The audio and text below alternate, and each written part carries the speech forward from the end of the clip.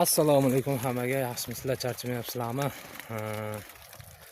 Mana plyonka makkamizga xudo xolisa oxirgi dorisini berdik, selitra berdik. Hozir yomg'ir tomchilab turibdi. Suv qo'yib bo'ldi uji. Kecha selitra berib sug'arish boshladik. Bugun syomka qilyapmiz endi, kecha esdan chiqdi.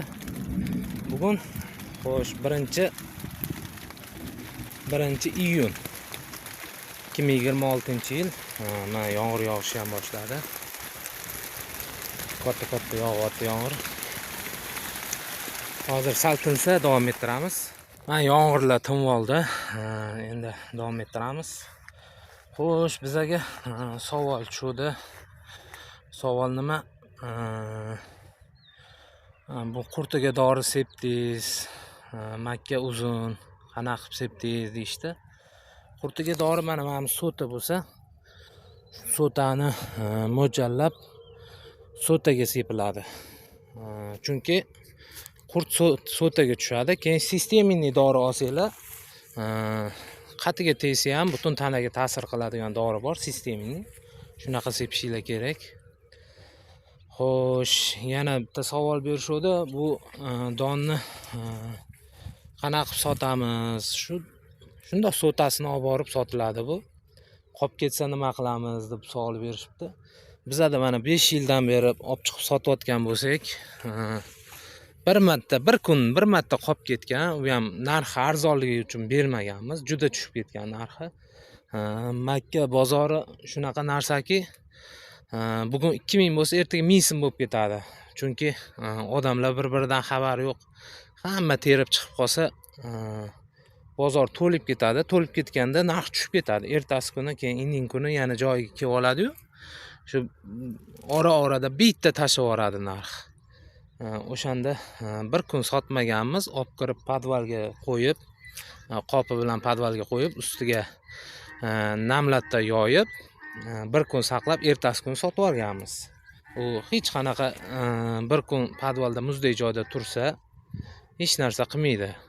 Odamlar yillab xolodilnikda saqlayapti bu makkalari. Shunga biz qo'rqmaymiz. Qo'ylov bozoriga olib chiqamiz. Qo'ylov bozorida hali o'sha bir marta sota olmay qolgan bo'lsak, qolgan paytlari har doim sotib kelganmiz. Bir xil payt arzonroq, bir xil payt qimmatroq. Makka ko'p kam tushishiga qarab bozorda. Xo'sh, bu makkamizga xudo xolisa oxirgi dorisini berib sug'ardik. Endi pishgunicha yana bitta sug'arsak, xudo xolisa pishib qolsa kerak. Selitra berdik. 1,445,000 ga oldik selitrani. 7 qop selitra oldik. Xo'sh, 1,5 gektarga soldik. 1,445,000 lik selitrani 1,5 gektarga soldik. Uni xudo xolisa sizlarga shu videoni ketida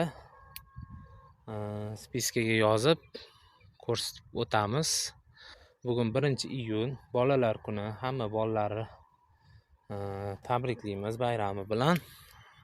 Savollar bo'lsa, bexijolat beraverasizlar. Ilmimiz yetganicha sizlarga javob berishga harakat qilamiz. Makkalarimiz ko'rinishi shu, mana o'sha pishishga yaqinlashib qolyapti. Xudo xolisa bu yog'iga qo'yib turamiz. Sotuv jarayonini ham qo'yamiz. Xudo xolisa yaxshi natija olishga harakat qilamiz inshaalloh. Hammanglar sog' bo'linglar, salomat bo'linglar. Keyingi videolarda ko'rishguncha xayr. Assalomu alaykum yana bir marta.